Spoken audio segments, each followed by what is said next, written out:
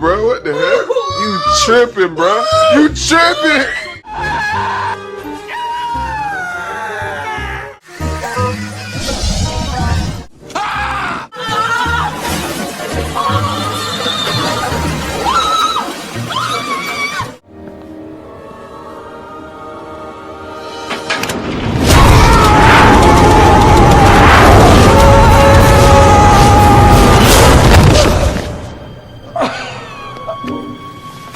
This last entry was a little disturbing.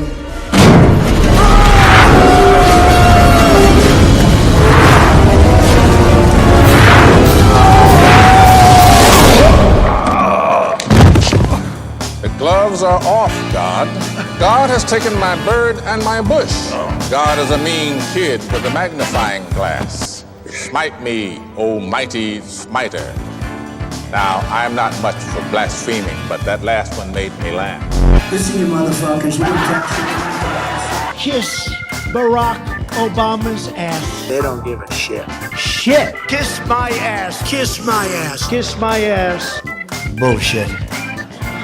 Kiss my ass. You're not gonna raise that fucking price. Over the next 300 fucking years. Dumbest son of a bitches in the world, all right? This son of a bitch. We'll get that son of a bitch out. Sleeping son of a bitch, I'll tell you. Get that son of a bitch off the field. Son of a bitch. That's when I realized he was a fucking idiot. Bullshit. Bullshit. That's a lot of bullshit. Bullshit. Bullshit. Bullshit. Do you understand? Can you imagine if I used the F-bomb? It would be the electric chair, right? I'm gonna bomb the shit out of him. I would bomb the out of him. Somebody ought to sue his ass off. All right. Hey, by the way, folks, if I ever use the F-bomb, I think I'd get the electric chair. Do you agree? Everything woke turns to shit. You bet your ass off. And you can tell them to go themselves. Milk latte drinking, avocado toast eating. Life is hard, but it's harder when you're stupid. Can I take cocaine with my spouse? No, sir. No, sir. I did not call Senator Sanders an ignorant slut. I'm not talking about buying it, but let's suppose I came in one day and the cocaine was there. People who are bilingual, they speak English and stupid. I don't know why we have to give money to countries that hate us. They should be able to hate us for free. Looks like we're giving Lindsay Lohan the keys to the minibar. President Biden is sort of like Kevin Bacon at the end of Animal House, the Cantina bar scene out of Star Wars. They wanted it like Ben wants J-Lo. I'm like Bluto in Animal House. I'm just fat, drunk, and stupid. Frankly, I can't because I can't get my head that far up my rear end. To stick it up their fact checker. They can kiss my ass. Somebody at the White House has been smoking the devil's lettuce, okay? We cannot run the greatest economy by putting fairy dust and unicorn urine in our cars. Urinate to get off the pot. My car doesn't run off fairy dust. My car doesn't run off unicorn urine. The spending porn on pet projects, it's just chock full of spending porn. There's an enormous amount of spending porn. Next time you get in trouble, call a crackhead, call a criminal, call a meth head. It must suck to be that dumb. I don't mean disrespect, but the mayor needs to take her meds. Christmas ornaments, drywall, and Jerry Epstein. Name 3 things that don't hang themselves. Zelensky. You want that money, Zelensky? NATO says you're good for it. Where's the money, Zelensky? Where's the money, Zelensky? Where's the fucking money, shithead? Zelensky. You want that money, Zelensky? NATO says you're good for it. Where's the money, Zelensky? Where's the money, Zelensky? The box! What's in the fucking box? I got ya! No! You almost gave me a heart attack. No! It was so hard not to laugh. No! No! A similar story happened to a young man. Fuck you. Fuck you. Fuck you, asshole. Fuck you, asshole. You asshole. Don't bullshit me. Bullshit. Bullshit. Bullshit. Bullshit. Shit. It's all bullshit.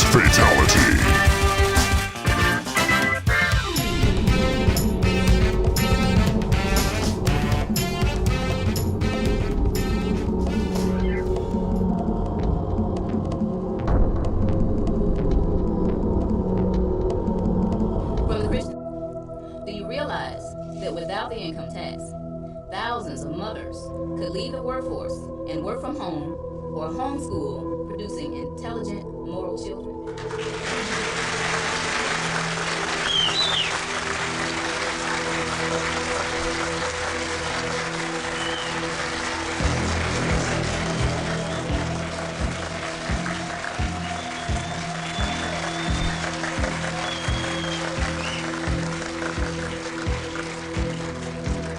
Without the income tax, do you realize how many ministries could develop and thrive, aiding poverty, drug addiction, homelessness, and teen pregnancy without government strings attached?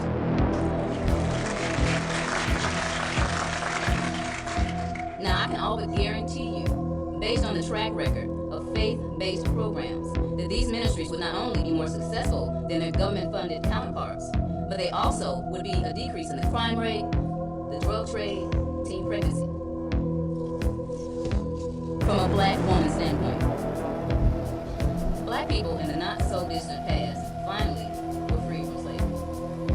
We began to make progress as productive, intelligent American citizens, only to realize that we have an invisible set of shackles on our hands and our wrists, on our ankles.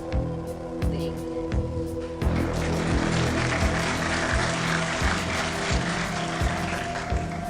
Right now, I challenge Wazi and Kume of the NAACP, Al Sharpton, Jesse Jackson, Louis Farrakhan, the Concerned Black Clergy, the Congressional Black Caucus, Joseph Lowry, and Martin Luther King III of the SCLC, to stop concentrating on racial division and get your CPAs, your attorneys, and your membership to research the legality of this invisible shackle.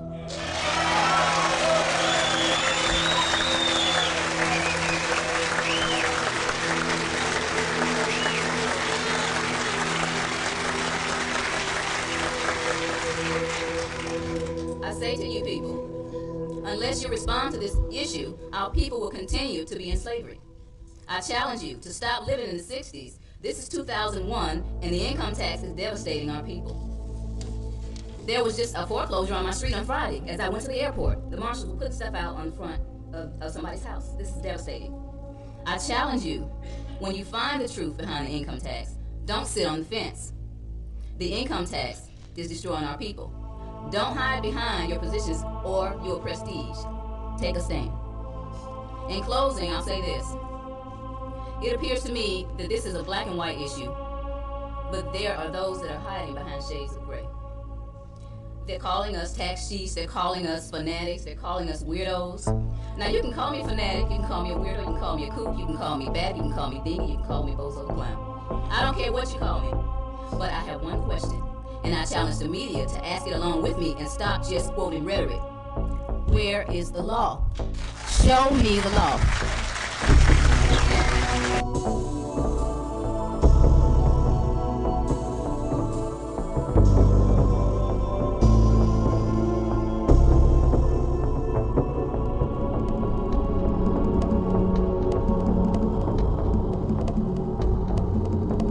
I was a CPA before I started at the I.R.S. I started at the I.R.S. in 1988. Any Internal Revenue agents in here? Any FBI agents in here? Anybody go ahead, stand up. I like to talk to you guys. I like to educate you.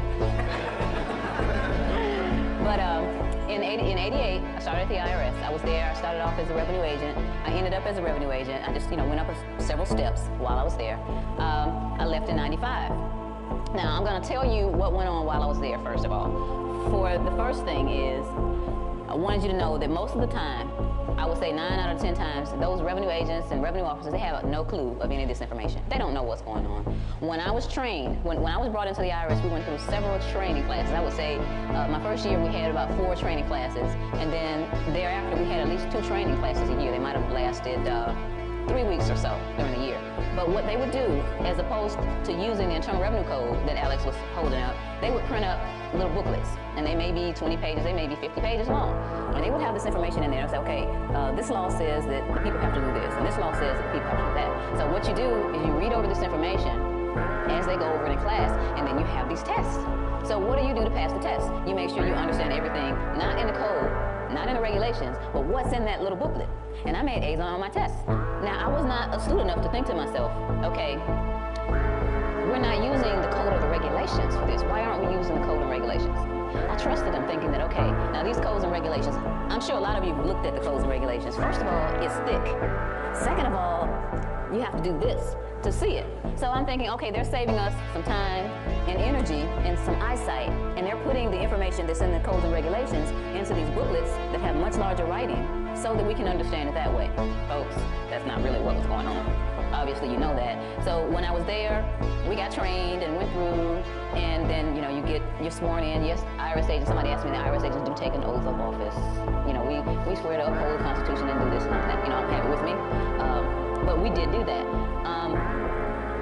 The first thing that they do is and I'm giving you tips here as I go, they usually bother the mom and pops. Okay, now if you have a W-2 job and you filled out your W-4 and you're making $60,000, $70,000 a year, and they're taking out $12,000, $13,000 a year, and that's what you're putting on your tax return, then they don't bother you because they already have you. They have your W-2, they know you made $60,000 a year, they see that they took out 12, and they're happy, okay? 9 times out of 10, they don't bother those people. My first training class, after we finished and got ready to go do audits on people, we didn't audit people that had a W-2, we audited small businesses, the businesses that make this country run. The mom and pop startup businesses who are trying to employ 2 or 3 people. Those are the ones that get bothered. Number one, they're small, they can't afford to defend themselves with an attorney. They don't know the law, but even if they wanted to know the law, they would have to go out and hire an attorney and pay them $15,000. So these businesses are the ones that get picked on. It's the small people. The corporations, they don't get picked on that much. By the time I got to the end of my career at the I.R.S., I was auditing mid-sized corporations. I would never see the owner. The mom and pop would be there. They would explain their business. They really enjoyed what they did. They would explain everything about, I know everything about 5 or 6 businesses because the person sat there in the interview and explained this to me. They were proud of what they did. The larger corporations, you never see the owner. You never see the president, the vice president, any of these people. They'll send their CPAs and attorneys in and scream at you. So they try to send someone in to intimidate the I.R.S., whereas the small businesses, the I.R.S. would come in and intimidate them. Okay, so those people at the I.R.S., that's what they do. So that's your first pointer. If you know what you're talking about, they bother you less. There are people who set up partnerships. Now, we went through partnership training, but some of these larger businesses had partnerships that were so elaborate that I know I wasn't the only one that looked at it and had to, study it a while before I was able to understand what was going on. And I'm sure that more than half the people just said, forget it, I'll just pass this tax return off because I don't know what's going on. So that's how they get away with it. And little mom and pop have their Schedule C, and they have their income on there and their deductions, and then they whack away at the deductions. And the people don't know what to do, so they just acquiesce. That's the problem. We need to educate people not to give in to that.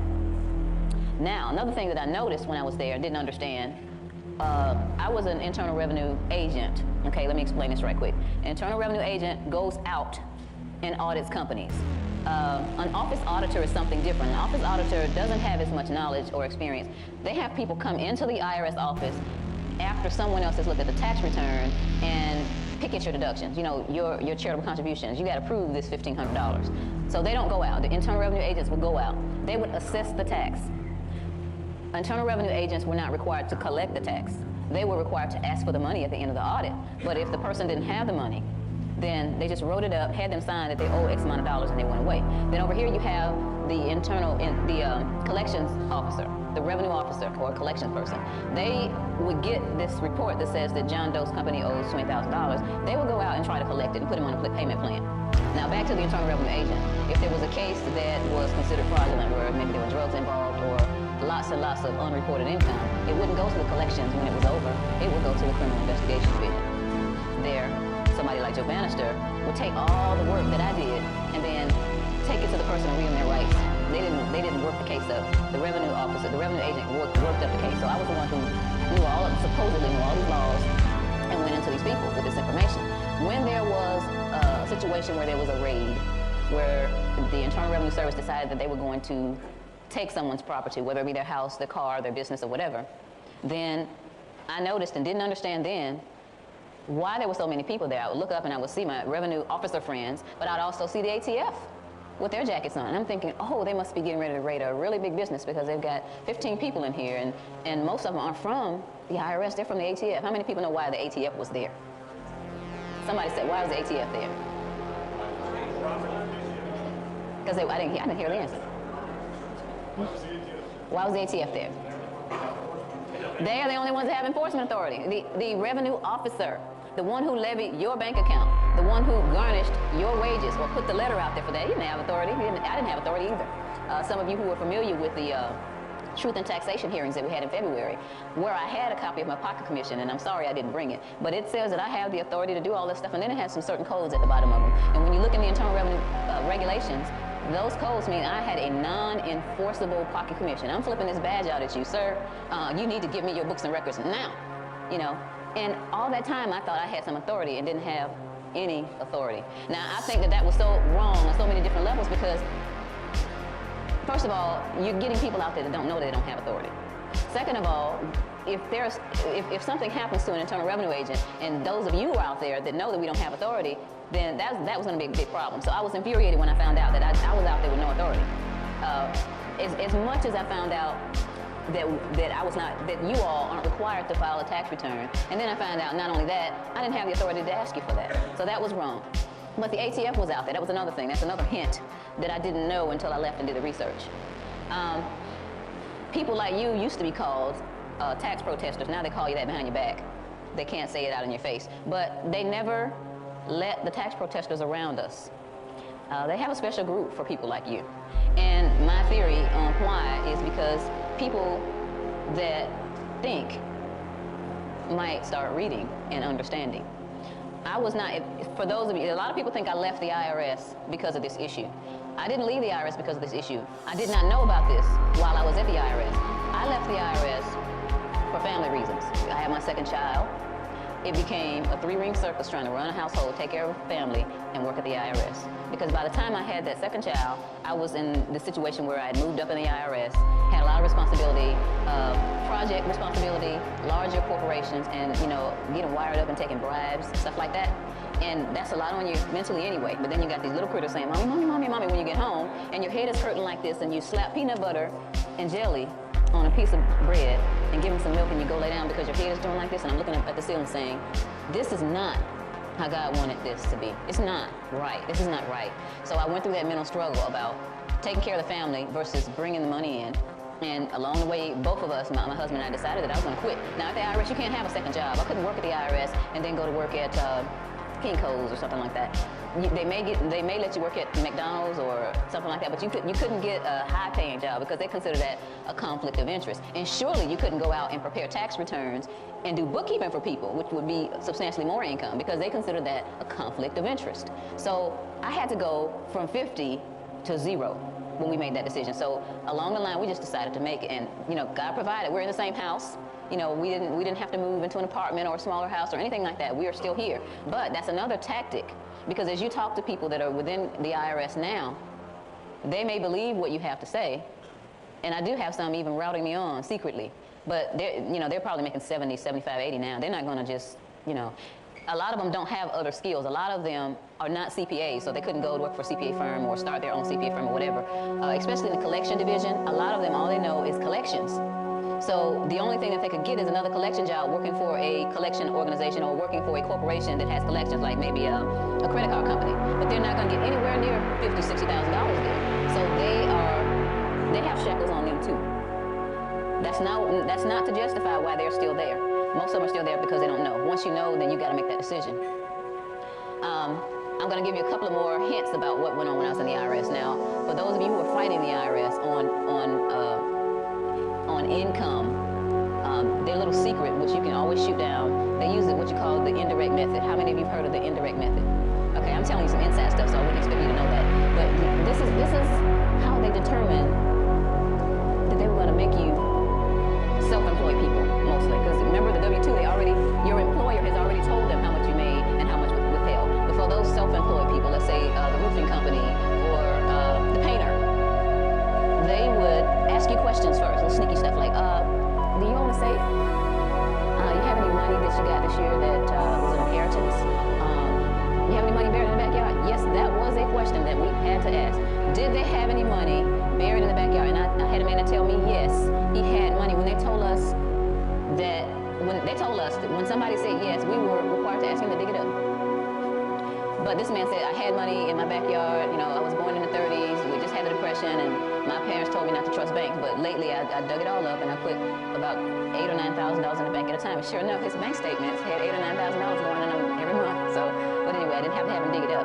But you ask all these questions, then you get them locked in. Okay, they didn't receive any inheritance, which is supposedly non-taxable. They didn't have an insurance claim. Like, let's say if your car got totaled or something, and you got $6,000 or $7,000 check or something like that. Anything that they consider to be a non-taxable item, they would ask you about that. So they would, and I'm facing you all, they would draw a line. This is what we do, draw a line down the middle of a sheet of paper and put income over here.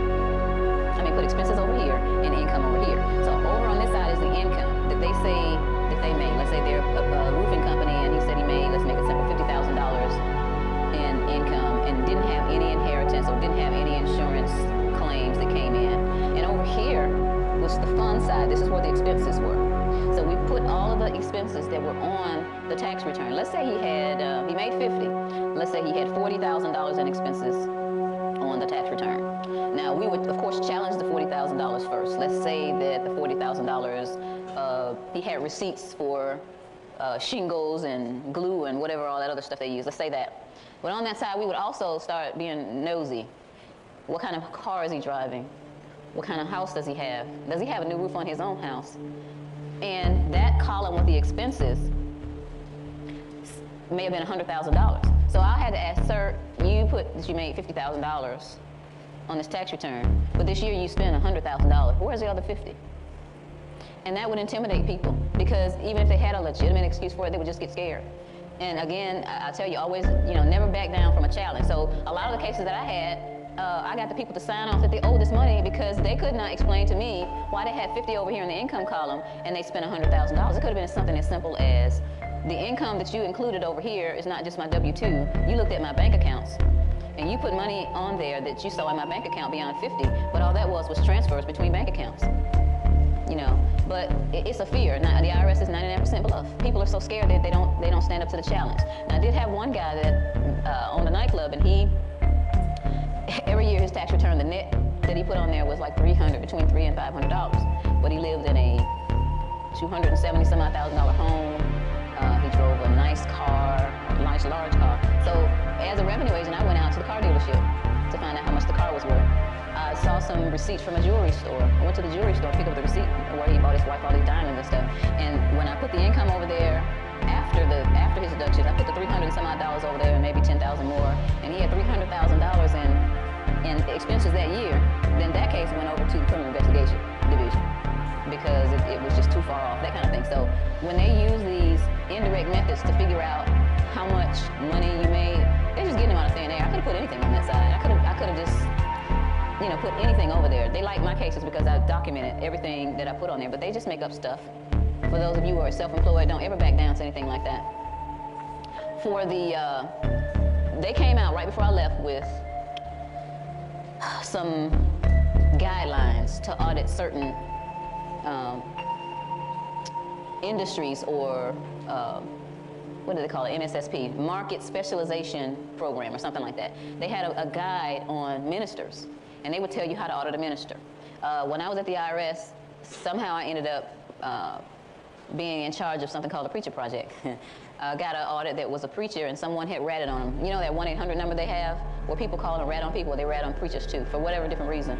So at some point I ended up, make a long story short, for all the calls or letters that came in to the I.R.S. concerning the preachers in Georgia, they came to me, and I had to read through all this stuff and see, I don't care who he's sleeping with, I don't care what he's smoking. I have to see if there's anything where he's making money and not putting on his tax return. So with those, I went through those, and I was even coordinated with people in Salt Lake City and all this stuff like that. Then they have them on the beauticians, and the beauticians in here, they got to the point where they were figuring out how much shampoo you bought. And per ounces of shampoo, they'd figure out how many heads you washed, and then they would assign a dollar value because they ask you in the interview, well, how much do you charge for a washing set? And you say, well, that's $25. So they would say, okay, normally what people would do is they'll put their expenses on there, but they wouldn't put all the income. So that's what the IRS is looking for. They're looking for you to put all of your expenses on your tax return for you filers, and not all your income. So they want to work back into your income by figuring out by the expenses that you put on the tax return how much income you really made. So they would say, okay, she bought X amount of ounces of shampoo this year, and we're going to multiply that. You know, this amount of ounces of shampoo can wash this many heads. So we're going to multiply this many heads, and they get away with it because this is what they call something that has been statistically proven, just like all this other stuff, statistically proven. And they use that, and they said, well, you know, we've got this book, and it tells us how much you how much you charge. You told us how much you charge. It tells us how much shampoo you use per head, and you bought this amount of shampoo. So you underreported your income by $27,000. And people say, you know they did it, and say, oh, okay. You know, so they never challenge them. They never challenge them. Now, I left the IRS in 1995. That decision that I had to make based on my Christian faith was that I'm supposed to be my husband's helpmate and I'm supposed to be my mother's children. I am not supposed to be the Gestapo queen. So that was that. I left the IRS in 95. We were broke in 95. We were broke in 96. And by the end of 97, I decided that I was going to have to start something. So being a CPA, I started doing taxes. Right when I left, I built up the tax practice. And remember I told you I worked with the preachers. I was auditing a lot of preachers my last 2.5 years there. When I left the IRS, I decided, you know, as a Christian, I think I should go out and tell these people how to stay out of trouble. So I started doing seminars, helping the ministers to not get in trouble, showing them what they shouldn't do and everything that they should avoid, and telling them about cases that I had so they can avoid, you know, having to deal with the IRS. So by 99, 2000, the ministers were coming to me saying, you know, I have some parishioners that came to me and said that we're really not liable for the income tax. Now these were my prized clients. So I said to myself, I really need to do some research on this because I started hearing it in 99 also, but I just was too busy doing other stuff to research it. But when the ministers came to me, I started saying, okay, I need to research this at some point. Still had it on the back burner because I had some other things going on. And then how many of you are familiar with We the People Foundation? Okay, the first ad that I was aware of came out in the USA Today in July of 2000. And one of my ministers called and said that there's one of my parishioners, and she just has some stuff she just really wants to talk to you about. Can I give you her telephone number? So I said sure. Or can the minister give the girl my number? The girl called me and she asked me point blank, are we or are we not supposed to file taxes? Now I hadn't done any research, and I didn't tell her, oh, you know you better file. We've been filing taxes for 88 years. I didn't tell her that. I said, well, you know, you want the canned answer or do you want the real answer? And she said, I want the real answer. And I said, well, I haven't done any research, but you know, there's a lot of evidence out there that evidently is floating around that says we're not. And then she lit up and started telling me. She talked to me for an hour. And she let me know about the USA Today had just come out. Now, that first USA Today on July 7th, 2000, among other things, had a challenge in there from Bill Conklin. Anybody know Bill Conklin? Bill Conklin had a $50,000 reward in there for anybody who could prove, and I'm paraphrasing, that we owe taxes. And you know, $50,000 to me is a lot of money. And I kept my codes and regulations from the IRS. I had them on my shelf. I could see them from my desk. I said, okay, what I'm going to do is I'm going to set aside 3 or 4 days to write this man up maybe a 15-page paper on where in the law it says that we have to pay taxes. I'm going to get this $50,000. I'm going to pay off this car I bought my husband for his birthday. I'm going to pay off the visa bill. I mean, that's the type of person I am. When I make a decision, I make a decision. So I said, okay, I'm going to put everything aside. I'm going to do this research. Now, 2 days later, I was doing like this. You know, because as I was using the real codes and regulations that we never looked at when I was at the IRS, I started seeing some strange things in there, some inconsistencies and some double talk and some triple talk and a lot of legalese. And I said, wait a minute, I am not able to prove this man wrong after 2 days. So I put it down, maybe a couple of days, and I got back into it. And then maybe after 2 weeks, I discovered this thing is a big hoax. And I started to do a lot of research. I started sucking up everything I could see. And I heard about Joe Bannister through the We the People paper. Joe Bannister was a criminal investigation agent for the IRS that left. So I said, well, he speaks my language. If he has anything to say, if he's written a book or whatever, then I'll be able to understand it because he probably wrote it in the form, you know, the IRS stuff. So I got a hold to his website. On his website, I wanted to order a couple of his books. I always order 2 of everything. For some reason or another, I keep one for myself and make sure I give it to somebody else. I wrote him a $44 check, $20 each for the book, and shipping. And about maybe a week and a half later, I got a phone call. He said, hello, I'm Joe Bannister. And after I picked myself off the floor, I decided to give you a call. Because within that check, I'm a real, I guess my motto has been, based on my training from my parents, come big or stay home. Once I realized that this was a fraud, I immediately started telling people about it. And I wanted to get crowds of people together, all my friends and relatives. So I invited them to, not necessarily a seminar, but a meeting. that I was going to tell them what my new discovery was. And I wrapped those checks up in there. I wrapped the check up in the flyer so that he would know who I am, ex-I.R.S. agent CPA. So he knew immediately when he opened up the envelope that I was an ex-I.R.S. agent and CPA. So we talked on the phone for a long time, and that's how I got to meet Joe Bannister. He's my CPA and I'm his CPA. So if Joe Bannister has a problem in California, I'm on a plane. That's where we've got to be. We've got to stick together. We've got to stick together as a group because, number one, you all know that there's power in numbers. Number two, he can't be out there on his own. You know, they'll try to shoot him down, but if he's by himself, but if there are 50 of us out there, then they're going to be a little bit more careful about what they do, and they're going to be afraid. So that's how I started rolling with this information. I'm still in research mode. I don't have a lot of time to do research, but as much as I can get away with, I do, because my children are still preteens, and that's I am first a wife and a mother before all of this. So that's what happened.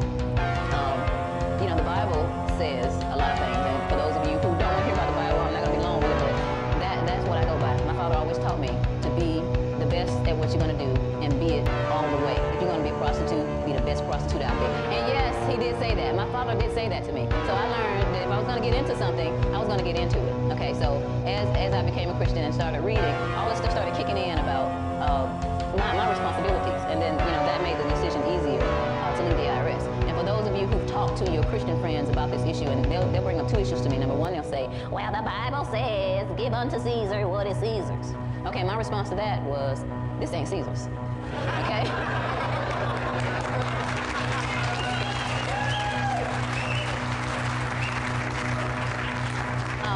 That scripture, if you really look at it, it says, therefore, if you owe taxes, pay taxes. If you owe tribute, pay tribute. That if is there, and I don't owe it. And then the other one is, oh, you know, we're supposed to submit to authority, and they're the authorities, and we're supposed to, you know what? If you read it right, you're supposed to submit to godly authority. Okay, oh, well, I don't see it like that. Okay, so where did Paul write most of the epistles? Where was he when he wrote them? Why was he in prison? Well, was he submitting to the authorities? If he was submitting to the authorities, he wouldn't have been in jail, right? So I start off right there with Paul. Paul was in jail because he refused to do what the authorities said do. They told him not to talk about Jesus anymore. He refused to do that. He was in jail. Okay, and then I take him all the way back to the Hebrew midwives who were told to kill those babies. What did they do? They went and told the Caesar, well, these ladies are so strong, they had these babies out in the field. Were they submitting to authority and killing the babies? No. What about Rahab, hiding them in her quarters, the spies? I take them all the way back in there like this.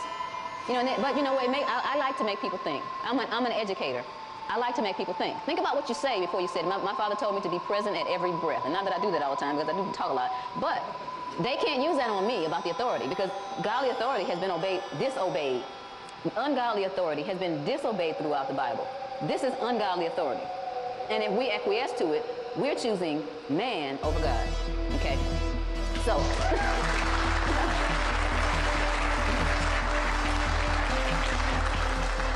let's talk about where we are now. I'm going to talk a little bit about We the People Foundation.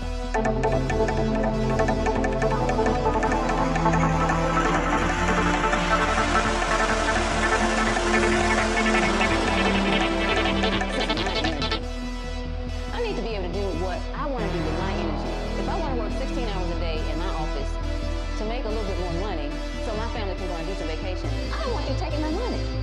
So what am I going to do about it? Am I going to sit there and complain? Don't complain to me. That's one of the things. I have a low tolerance for ignorance. And my dad always taught me, if you don't like where you are at point A, go to point B.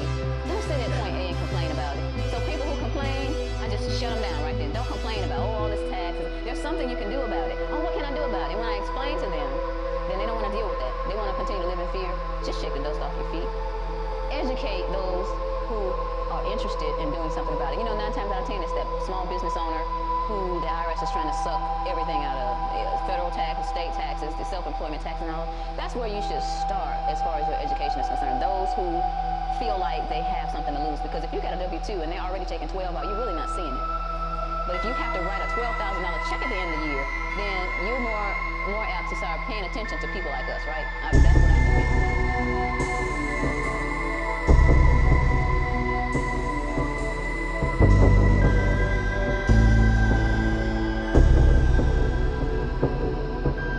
Former certified fraud examiner. I am a certified fraud examiner. That's something different from being at the I.R.S. I went and got, you know, took the class and took a test, and I am a certified fraud examiner, and I am examining the biggest fraud this country ever had.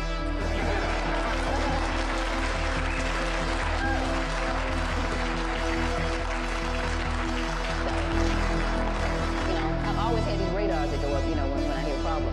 And as a certified fraud examiner, CPA and all that, they're not going to stand up and say you don't know what you're talking about. So I have that benefit in my favor. But once you realize that they might be interested in it, then you need to give them more information. My dad, he's a wise guy. He said, never pour a bowl full into a saucer. Okay, that's what he told me. And I understand that. I understood it then. But now I understand it so much more. Because there are people who will shut down on you when you give them all this information. Now I know that you all in this room are beyond that because you've already decided and you already have been doing research. So I can pour you bowl in. When you get to the people, don't be careful not to, throw it all at them. Give them, say a few words to them. Give them, like I've got this flyer, this one-page flyer, and it has enough information on there to where you're going to realize whether the person is interested or whether they're not.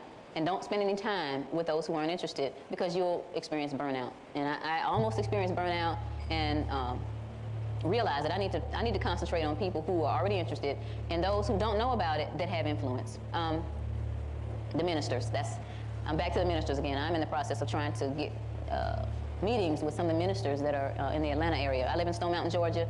It's about 18 miles east of Atlanta. It's a suburb of Atlanta.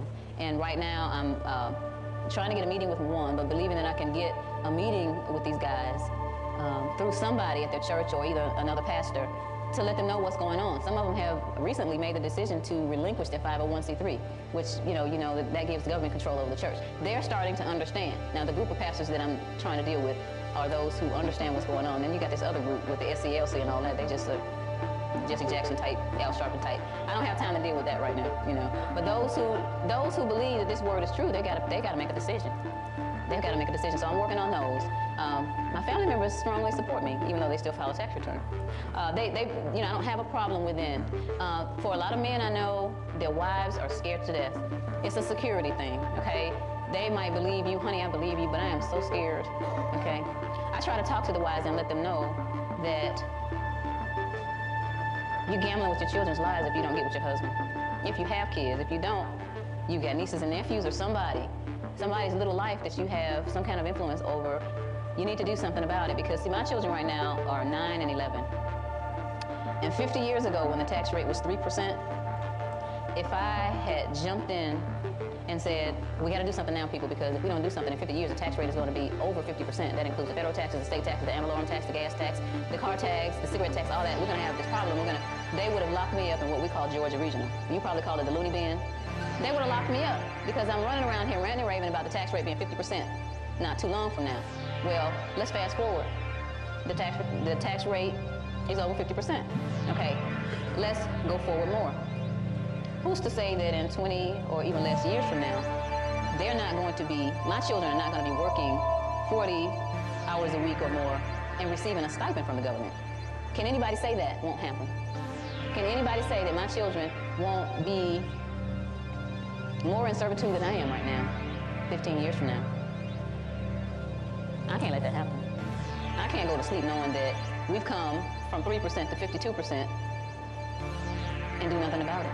Because the more you give them, the more they're going to take. Our founding fathers and, even Frederick Douglass, I incense a lot of people because I make you get out of your comfort zone. And I found some quotes and put them on the political action board. I'm also the political director at my church. I used to be the state director for a group called the Network of Politically Active Christians. As a matter of fact, the first time I ever came to Dallas, I came with that group to a conference. But I have a board, just a bulletin board, and I post information on there. I usually post whatever I want to post on there. And my pastor is one of those who actually let me stand up in front of the whole church and tell them about this stuff. I have that kind of pastor. I really do. And, the pastors that are around him and his friends are the ones I'm trying to get to right now, but I scare people with this information.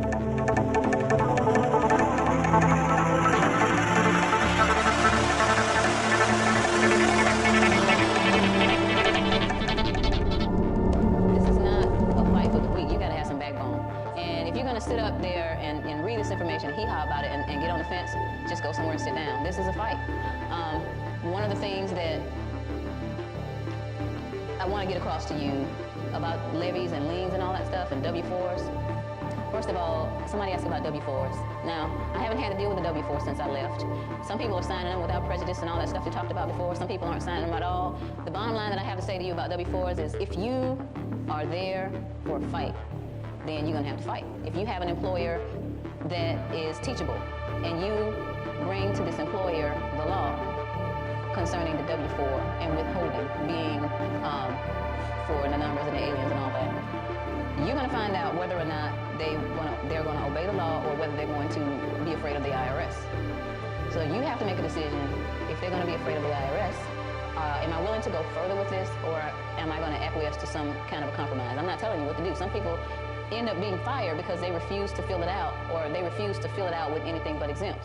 So it's up to the person. Am I willing to get fired and go find another job because this idiot will not listen to me? Some people have been threatened with a lawsuit. They called the I.R.S. One guy called the I.R.S. It was an employer that was given this information. He called the I.R.S. and says, hey, this employee, this is the one I sent you the exempt W-4, and you sent it back saying I have to withhold at the single zero rate, and now he's showing me this information saying that I'm not supposed to do this stuff. And and he says he's going to sue me if I take his money out. Are you going to defend me? And the I.R.S. of course told him no, they're not going to defend him. So the guy said okay, and then he started withholding on the guy. So it all depends on the employer, and I'm talking about not just the employer, but all the people who are responsible for whatever outlets the I.R.S. is using to get your money. They need to be educated. The bank manager, the bank president. If you go in and educate these people, be nice to them. Hi, sir. My name is Sherry Jackson, and I've had an account here since I was 11. When my mother was a DeKalb County social worker, she started my account. I was 11 years old. It was a savings account. And then as I got older and got a job, I opened up a checking account here. And I've always had my accounts here, my first 2 cars that I financed here. And I wanted to let you know something. Here's some information I want to go over with you. This is a notice of levy. The I.R.S. sends these things out. You may have seen one before floating around in here, but I want to let you know this is a notice of levy. This isn't a levy. And see, your levy applies here, so it applies to federal government employees. And some of these people at the bank, that you're getting these notices of levy, they're not government employees. And also, it's a notice of levy. Real levy, you have to have signed by a judge and So I'm just letting you know, if you get one of these notices of levy with my name on it, I would suggest that you not freeze my bank account or take any money, because I'll sue you personally and I'll sue the bank. I'm going to leave this information with you, sir, so you can go over it. If you have any questions, here's my card, so you can give me a call and I can give you further information and I can educate you more. But I just want to let you know that what you're getting from the I.R.S. is not valid. I know a lot of people are scared, they live in fear about the I.R.S. and they think that everything that they get from the I.R.S. is true. But see, here, I'm giving you this information and I'm letting you know that this is not true. This isn't a true levy, So if you have any questions, again, let me know. But, I would suggest that you not bother my bank account. If they send you a notice of levy on me, you can give me a call and we can go over this information and I can show you point by point what's wrong again if it's been a while. But, don't take any money on my account. You don't have to be forced to sue me anything. Have a good day.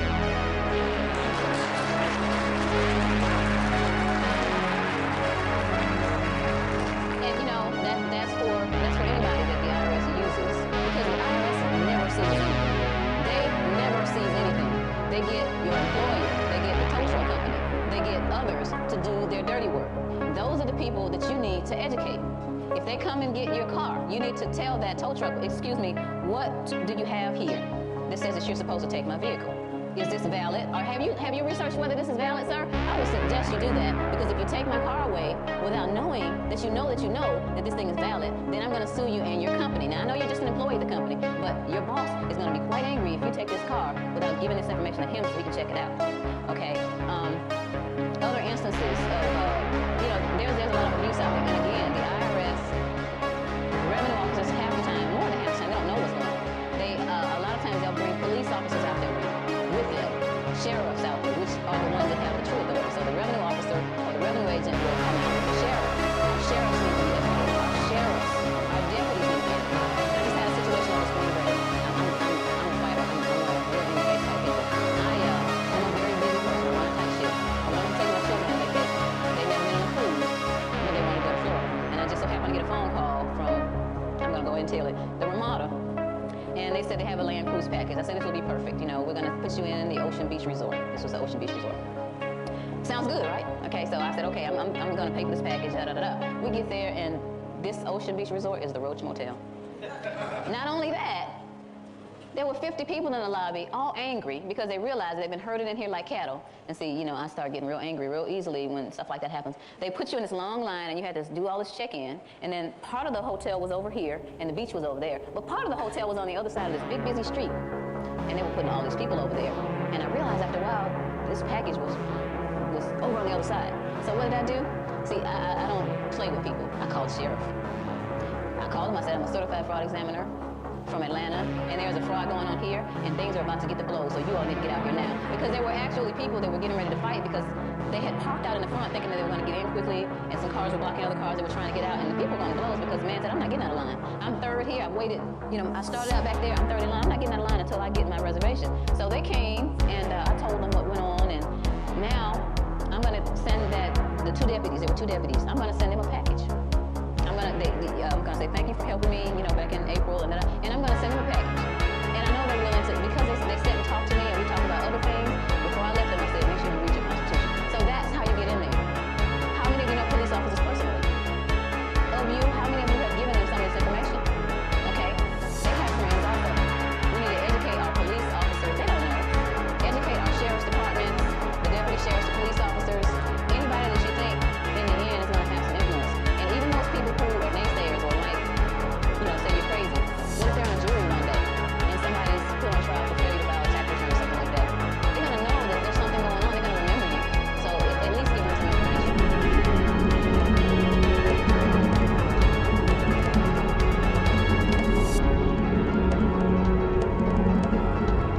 What percentage of the population actually took part in the revolution? It was 3 or 4%. 3 or 4%. 3 or 4% of the people took part in the revolution. And they were able to defeat the British. So I don't get that upset when we don't have hundreds and hundreds of people. As long as I tell somebody, and it keeps going, eventually we're going to get to the bottom of it. Also, I have a flyer that I pass out. It's called Did You Know That You're a Slave? And it asks a lot of pertinent questions. And at the bottom, it gives some websites. Now, a lot of people might approach you. You know, a lot of people that are novice at this, they're going to get in their mind when you first come up, oh, all that person wants is some money. They want you to buy something from them. But this little article gives websites. It says, I'm not asking for any money. I'm not telling you to go out and buy anything. Do your own research on these websites. So they don't have that excuse against you. And the other one is for professionals, or so-called professionals, the people who do taxes and that kind of thing. A $300 reward for them. Now, Bill Conklin has a $50,000 reward. This group has a $300,000. There are lots of rewards out there, but this is just one that I had, a one-pager, because I like to give one-people pages. Remember about not pouring the bowl full into the saucer? So I like to give people one-pages, and it's a challenge to those CPAs, and I've had to use it a couple of times because they automatically will say, what's wrong with you? You know, we're supposed to, you know, pay taxes, and I said, wait a minute, here.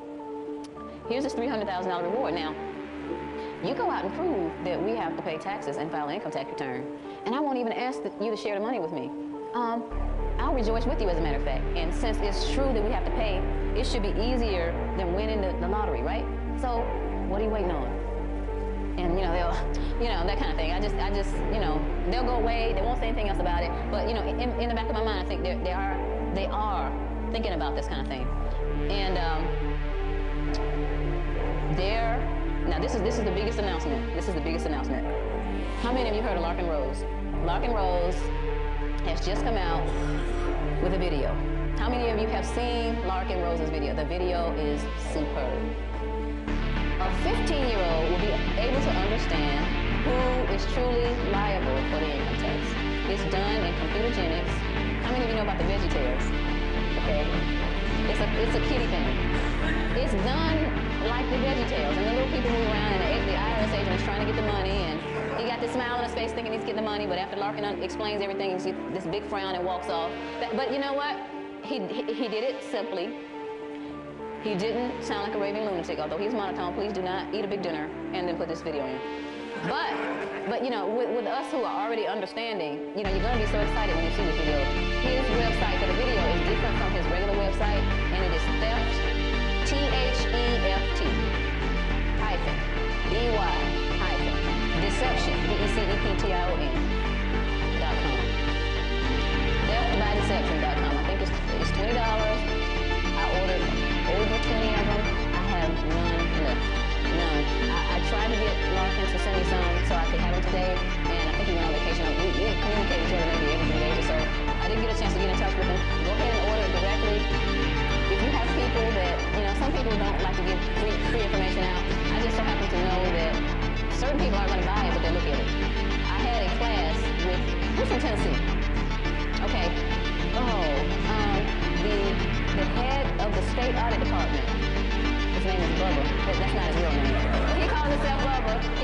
called Bubba. He came to Atlanta and he did a CPE, a continuing professional education class for the Georgia Society of Certified Fraud Examiners.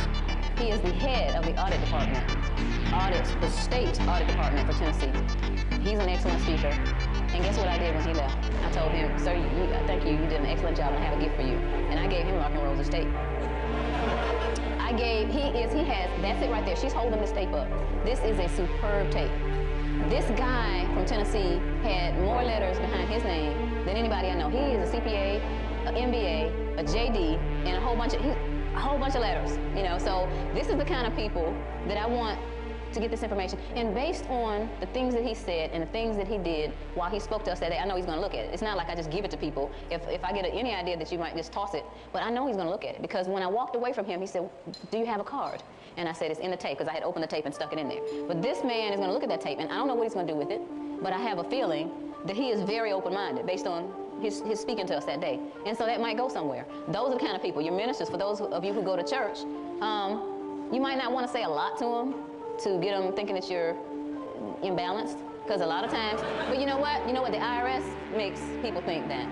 They put the idea out that these people are imbalanced. They do that. So what you do is you give them some information. Pastor, I have a tape for you.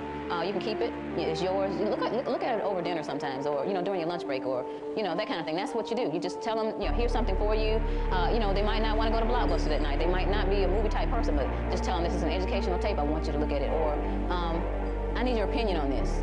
For those of you who know accountants and whatnot, I need your opinion on this. Can you look at this for me? You can keep it as long as you want. You can keep it for good. That's how you get people interested.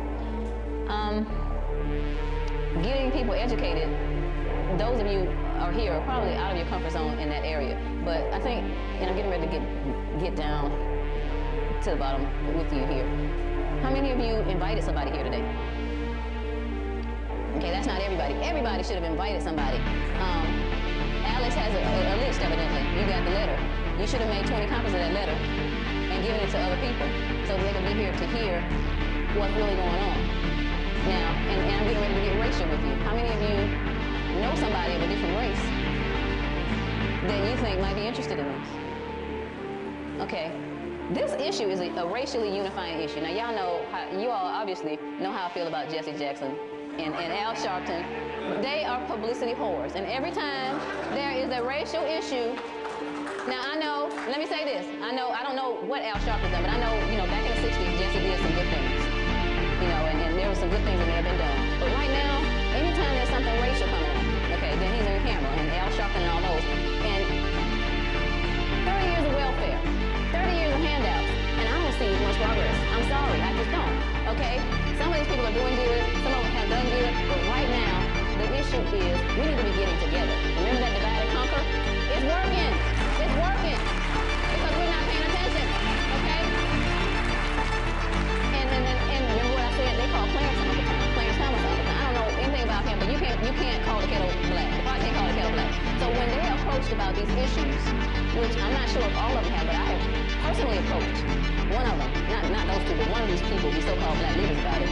They are scared to death of this stuff.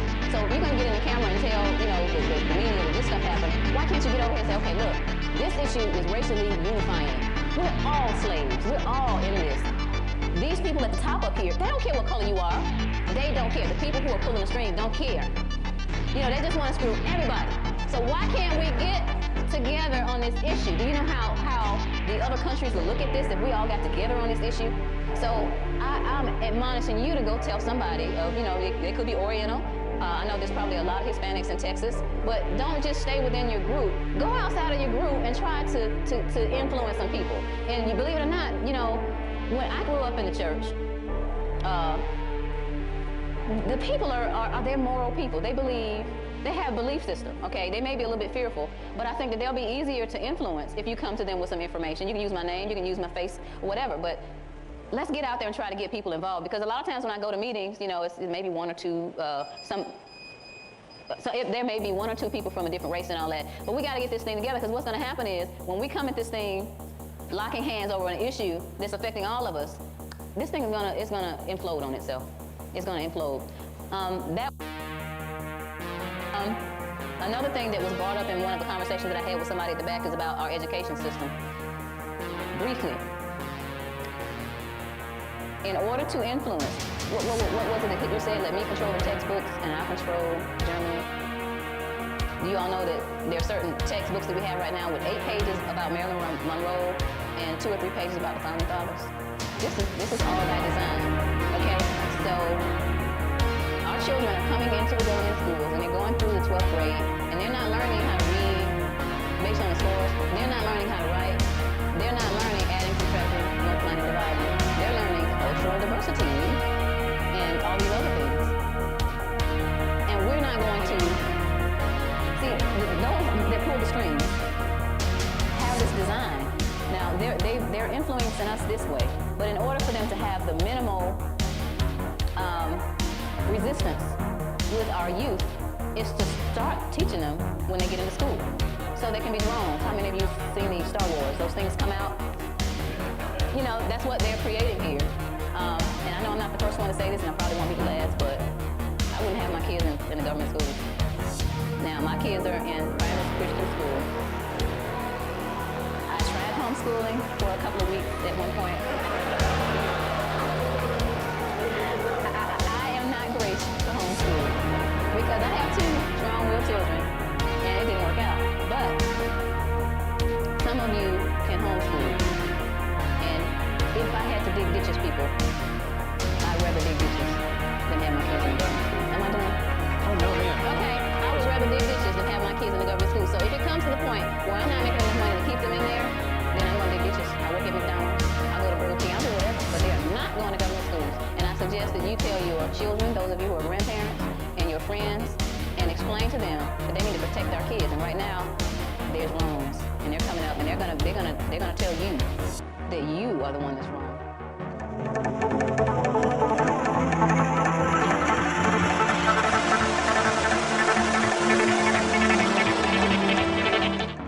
Another thing that was brought up in one of the conversations that I had with somebody at the back is about our education system. Briefly, in order to influence, what was it that Hitler said? Let me control the textbooks and I'll control Germany. Do you all know that there are certain textbooks that we have right now with 8 pages about Marilyn Monroe and 2 or 3 pages about the Founding Fathers? This is all by design, okay? So our children are coming into the government schools and they're going through the 12th grade and they're not learning how to read based on the scores. They're not learning how to write.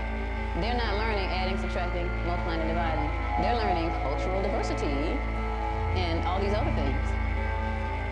And we're not going to see those that pull the strings have this design. Now they're influencing us this way, but in order for them to have the minimal resistance with our youth is to start teaching them when they get into school, so they can be drones. How many of you have seen these Star Wars? Those things come out. You know, that's what they're creating here. And I know I'm not the first one to say this, and I probably won't be the last, but I wouldn't have my kids in the government schools. Now, my kids are in private Christian school. I tried homeschooling for a couple of weeks at one point. I am not graced to homeschool because I have 2 strong-willed children, and it didn't work out. But some of you can homeschool. And if I had to dig ditches, people, I'd rather dig ditches than have my kids in the government school. Am I done? Oh, no, ma'am. Okay, I would rather dig ditches than have my kids in the government school. So if it comes to the point where I'm not making enough money to keep them in there, then I'm going to dig ditches. I work at McDonald's. I go to Burger King. I'll do whatever. But they are not going to government schools. And I suggest that you tell your children, those of you who are grandparents, and your friends, and explain to them that they need to protect our kids. And right now, there's loans, and they're coming up, and they're gonna tell you that you are the one that's wrong.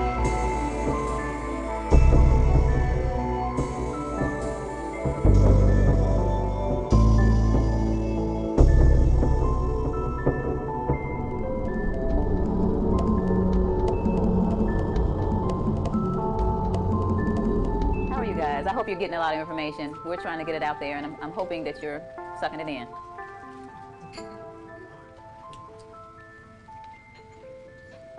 Where are the other ones? Okay, I had a little plan here, but they're not with the program. I wanted you to know, of course you know I'm Sherry Jackson, and this is my daughter Raina. I have a son somewhere around But I wanted them up here for now for an example. And I'm gonna let her go back to the room, but I wanted to say first of all that this is why I do what I do.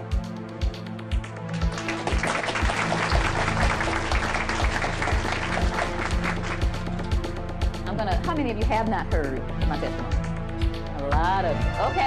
Okay, so the ones who have, just bear with me.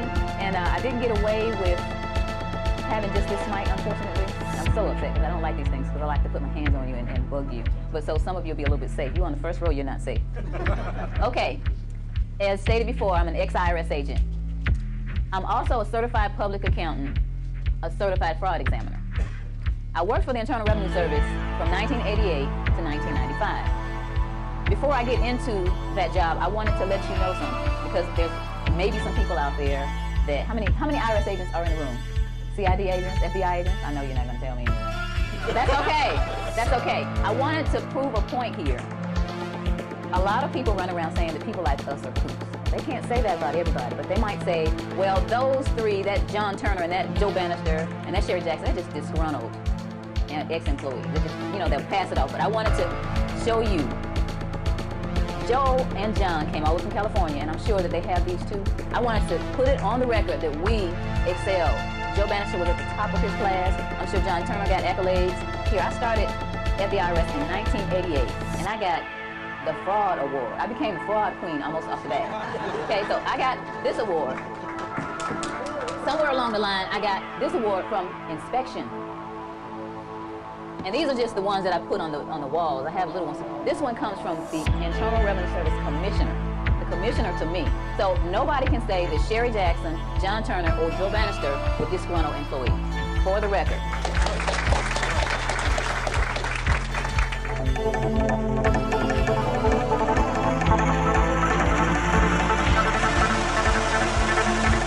I had a moral decision to make. Remember, Mama said, stand for what is right, no matter what. Okay?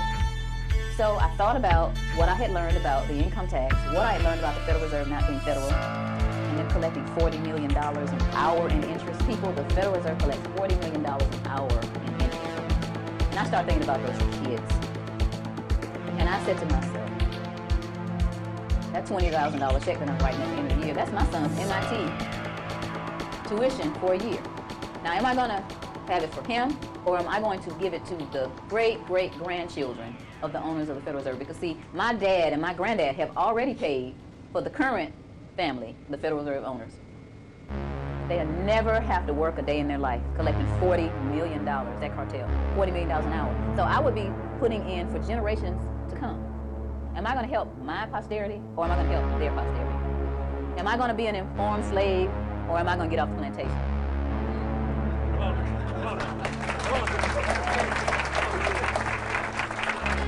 So I decided that I didn't want to be an informed slave. I'm going to stand up for what's right. Well, people come along and say, well, Sherry, how's the country going to run?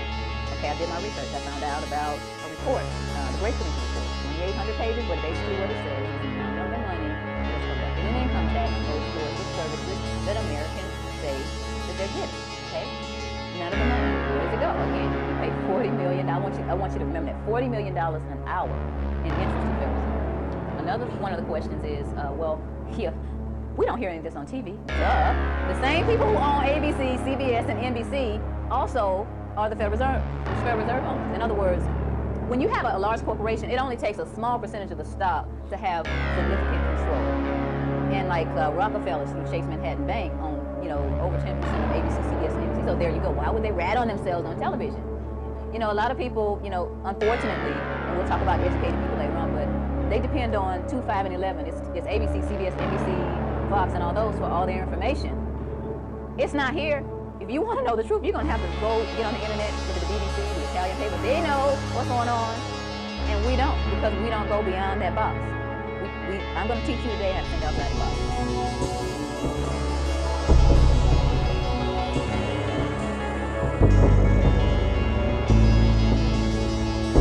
Another thing, a lot of people say, well, aren't you afraid they're going to take your stuff, they're going to take your house, they're going to take your car, whatever. And I think God had me in place at the I.R.S., so I wouldn't be afraid of it, because I'm not afraid of it. When I come into the I.R.S. for whatever reason, they want to, who are you here to see? They don't want to see me because they know the integrity that I have, and they know if I'm representing somebody, then I have my stuff together. So they don't want to see me coming in. They just don't. I'm not afraid. You know, I'm beyond stuff. I'm a dangerous person, y'all, because I'm beyond stuff. House, car, that's just stuff. It's stuff. Okay? I have parents, you know, if God wants them to take the house, they're going to take the house, the car, whatever. But if he doesn't want it, they're not going to get their hands on it. I have a family. My family's been very supportive. You know, because again, they always told me to stand up for what's right. And I've done enough research to know that I know that I'm right, and I'm confident in it. One of the things before I sit down for lunch that I wanted to impress upon you is that you need to know that you know that you know. Don't listen to anybody. Don't listen to me. Don't listen to Joe Bannister. Don't listen to John Turner or anybody else. You need to do the research on your own.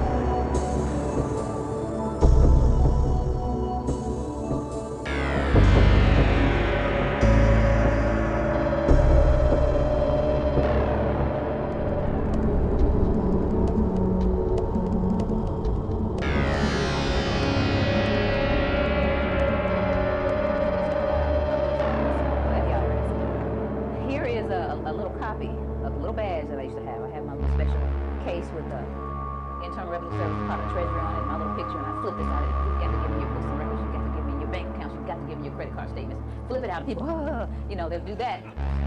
And I go to the courthouse and I flip it out, and the people at the courthouse run around and get me what I want and all this power and all of that. And somebody emailed me some information one day since I've been gone. This was from the Internal Revenue Manual. And I'm not going to go into a lot of detail, but it tells you about this thing called the pocket commission. And what I found out was that there are two types of pocket commission: an enforcement pocket commission and a non-enforcement pocket commission. The enforcement pocket commission is what Joe Bannister had. The ones who carry the guns and the badges had enforcement pocket commissions. The non-enforcement pocket commission, as it was described, is just what I had. This little thing here with my picture in it, it says the name of the revenue agent or revenue officer, was me and John, whose signature and picture appear above, is duly commissioned as internal revenue agent or officer, and has authority to perform all duties conferred upon such officers under all laws and regulations administered by the Internal Revenue Service, including the authority to investigate and to require and receive information as to all matters relating to such laws and regulations. Then it has the commissioner's signature, district director's signature, and numbers down here. And these little numbers and letters show what the district, it says SER, this is South. And then it ends with A.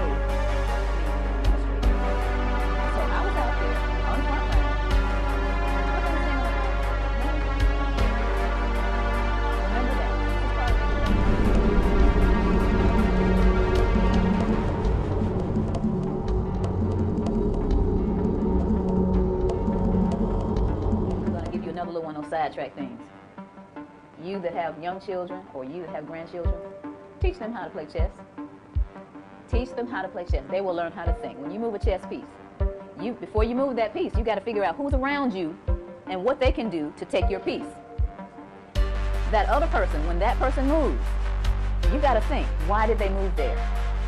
What is it that they see in my arena that they can get to if I move a certain way? So that'll make you think.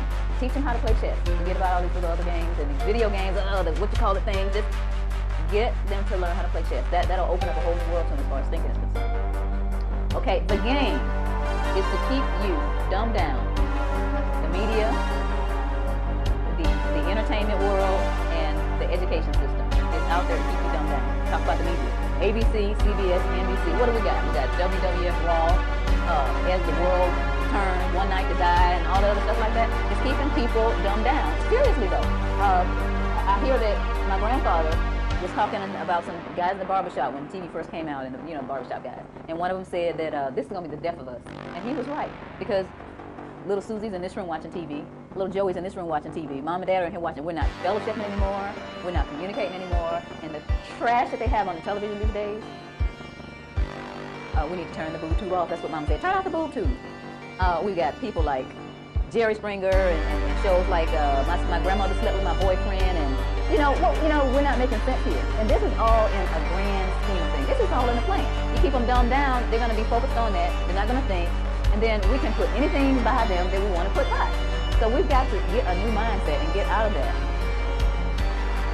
Entertainment. The entertainment world, I call it the God of entertainment. Do you realize that we pay boys $5 million a year to throw, hit, punt, and dunk balls? And the average teacher over her 30-year career makes less than $1 million. What's up with that? We're sitting on our dust and letting this stuff happen, and we're not doing anything about it because we're not educated. So education is going to be the key to unlocking all of this. Now, I'm going to get into education, formal, quote-unquote, education. Now, those of you who are from Georgia, who heard the news last month that Georgia's 50th in the nation as far as education is concerned. Mississippi beat us. Arkansas beat us. Alabama beat. Georgia is 50th in the nation. 50th. And you know what? I saw a study that came over the internet not too long ago that said that the United States is behind several other countries that even used to be considered third world countries. So we're at the bottom in the world, and then Georgia's at the bottom in our country. Now, I'm going to say this, and you don't have to like it. Get your kids out of the government schools. Get them out. Okay? Now, and I say government schools because they are. And I wasn't aware until yesterday because we've got this Cobb County thing going on with Cobb County has just gotten the law to say that they can teach other things besides evolution. And so now the other critters are going to fight them on that and all that. I wasn't aware that some time ago the Supreme Court said that teaching creationism is teaching religion, so they can't teach it. You can't even teach it. Now, evolution is more of a theory than creation is. And also, I don't know how many of you know that Derwin reneged on all his stuff later on in his life. But you won't know about that. But anyway, they can't even teach it. Why do you have your kids in there? Oh, I can't afford it. Sell the Lexus and get a Buick.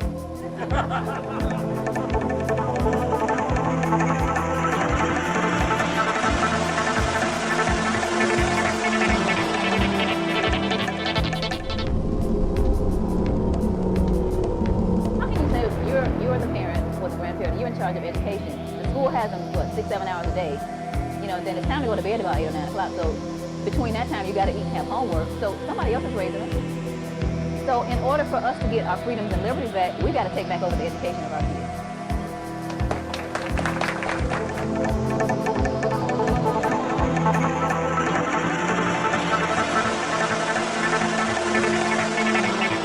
Questions for the Internal Revenue Service, for the Department of Justice, and for the Senate Finance Committee for their upcoming April 11th hearing, the hearing that we were banned from. I want to know why a private, unauditable banking organization, the Federal Reserve, is in charge of the money supply, using the I.R.S. as bouncers to strong-arm anyone who opposes the club, using unauthorized revenue agents to collect $40 million an hour in interest from hard-working Americans.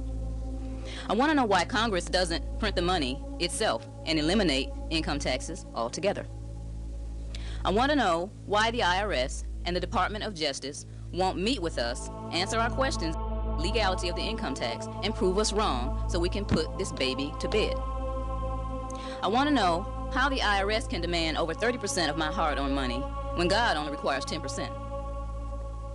I want to know why the media has blacked out coverage of all intelligent debate and discussion on the income tax while focusing on people in trouble for arguments that are not on point to the truth. I want to know why you continue to think the American people are not paying attention to this issue. As of April 3rd, 2002, CNN reported that over half the American citizens had not filed a 2001 tax return. Americans are not stupid. The sleeping giant is waking up. I want to know what Constitution the Congress and the courts are following. It certainly isn't the one in the National Archives, based on what it says and what they are doing. I want to know who in this great country is willing to stand up and prove Alan Dershowitz wrong. This guy is the Harvard law professor who says we don't have any unalienable rights, that all our rights are subject to modification, that the government should not be chained by the Constitution because the government can do good things for people. Yeah, right, Professor. I want to know why there are people sitting in jail for failure to file when these questions have not been answered. Let them out until you show us the law. I want to know why, after physical slavery was abolished in 1865, how it is that I'm still a slave in 2002. I challenge the Congress, the press, law enforcement, and any citizen with a backbone to turn off the TV, put down the romance novel and the golf clubs for just long enough to demand the answers to our questions from Congress while there's still some faith in the system. Show me the law. Thank you.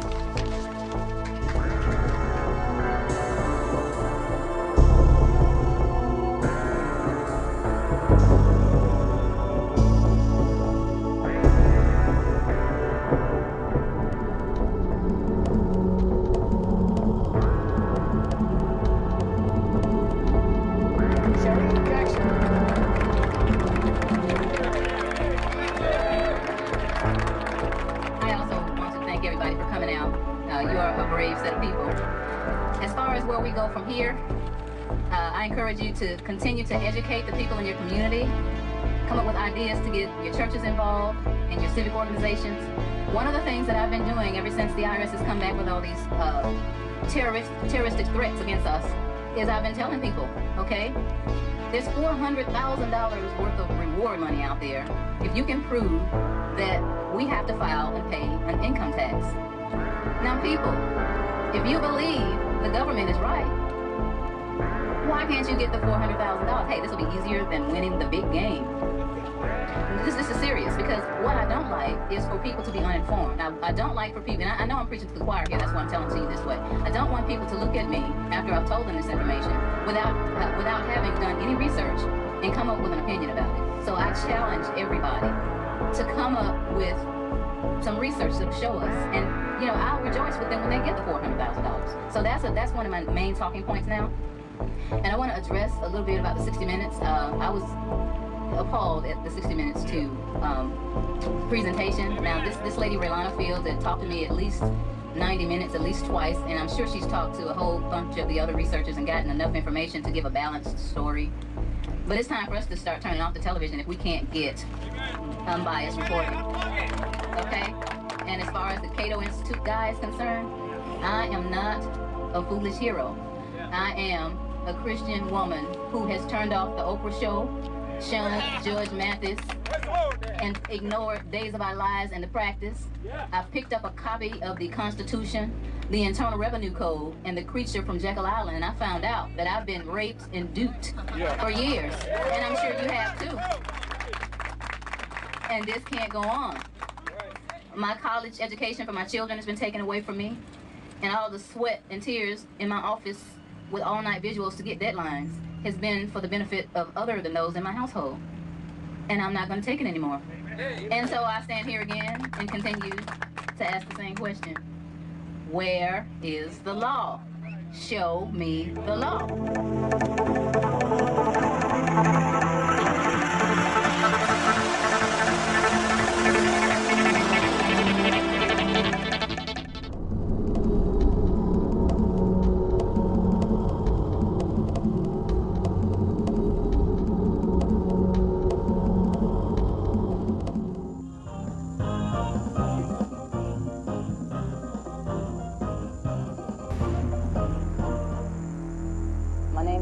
Jackson, for those who weren't here yesterday.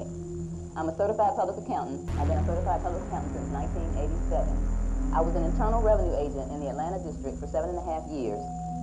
And as of the year 2001, I became a certified fraud examiner. I'm here to summarize the tales of ignorance, deception that you've heard over the last 2 days. And I'm here to inform you of the state of the nation so that you may choose your course of action. Now, you've heard the truth of how the Internal Revenue Service, the Department of Justice, the Federal Reserve, and the politicians have perpetuated the smoke and mirrors, dog and pony show on you, the American people, over the last 8 years. You've heard of the American families that have been destroyed and devastated by the invasion of privacy and unbridled fear placed upon them through threats of liens, levies, and even jail time.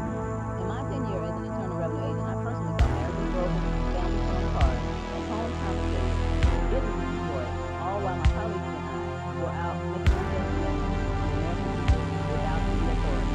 So I want you to do this, okay?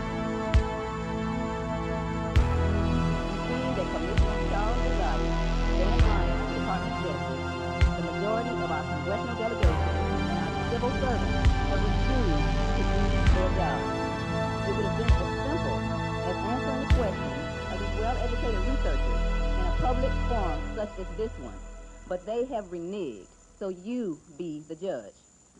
Now, you've learned that the Constitution of our United States has been trampled on and ignored through allowing the privately owned Federal Reserve to create paper money, charging you, the American people, over $47 million an hour in interest. I'm going to say that again. You might not have gotten it. They charge you over $47 million an hour.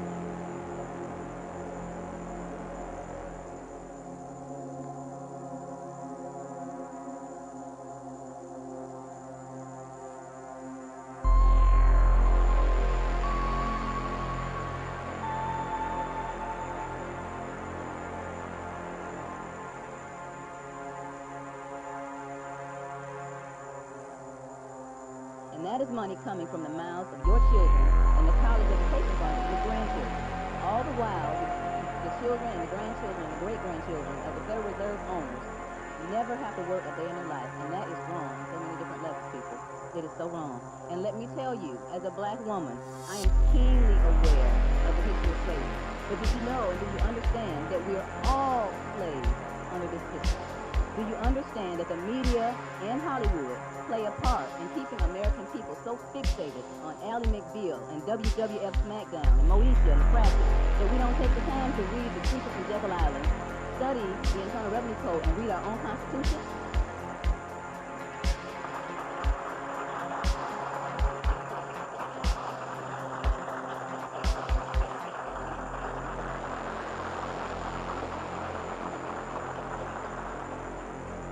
Now let me just take a minute to address my culture. I have to do this. Do you realize that the so-called black leaders make millions of dollars every year playing the us against them role, keeping blacks fixated on the race card and away from the real issue, which is the theft of our future through taxation? These publicity mongers are well aware of the oppression brought on by income taxation.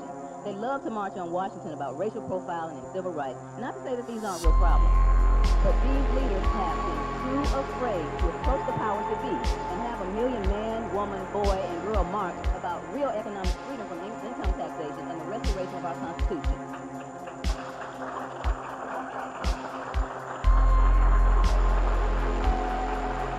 And they have the nerve to call Clarence Thomas Uncle Tom.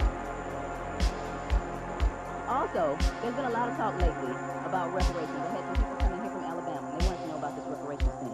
But know this, if all Americans were able to keep the money withheld from their paychecks every year, that money would be able to get them to homeschool, to be debt-free, to build businesses and boost the economy, save for college and retirement, and yes, even buy that 40 acres and a mule. So you be the judge.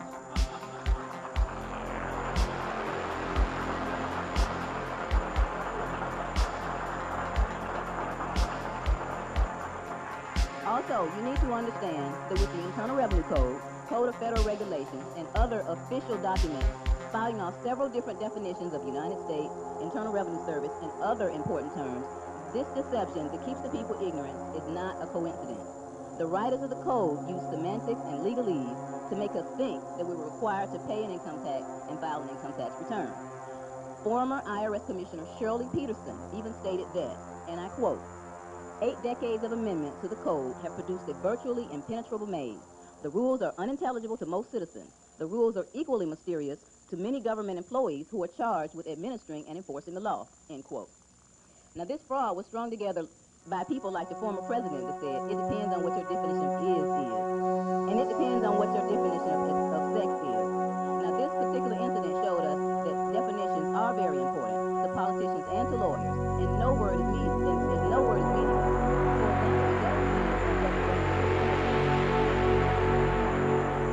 The opposition, in an attempt to keep the sheeple in the flock, will scoff at us and encourage unaware Americans to ridicule those of us who have become informed, saying, these people just don't want to pay their fair share. Now, we already learned from a speech by former Federal Reserve Chairman Beardsley Brummel that this country doesn't need income taxes for revenue. This money is collected from our sweat and tears and is used to perpetuate redistribution of wealth. But the power of the people overhead is fair share garbage. Well, what is fair share?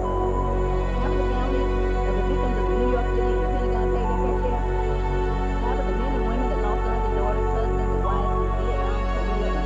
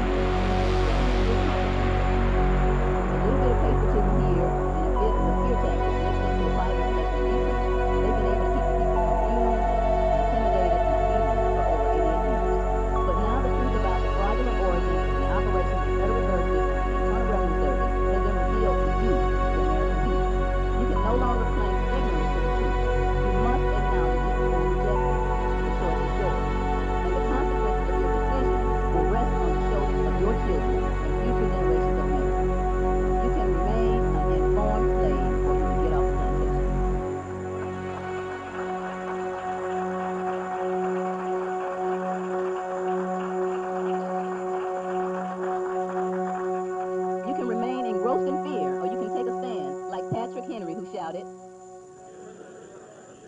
Okay.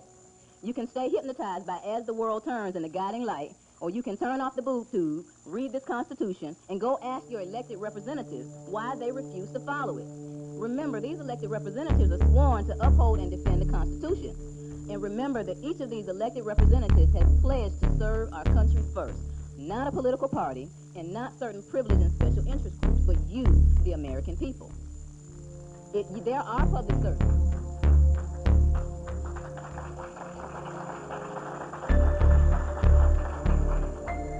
In closing, we've shown you the truth. Now, for the sake of our country and our children, we ask you to choose justice over injustice, unity over division, courage over fear, and truth over ignorance, and liberty over economic slavery. We've asked you to stand with us and let the voice of freedom be heard from every corner of this great country. It's time to end this long-standing injustice and tyranny over the American people. It's your choice, and it's time to choose.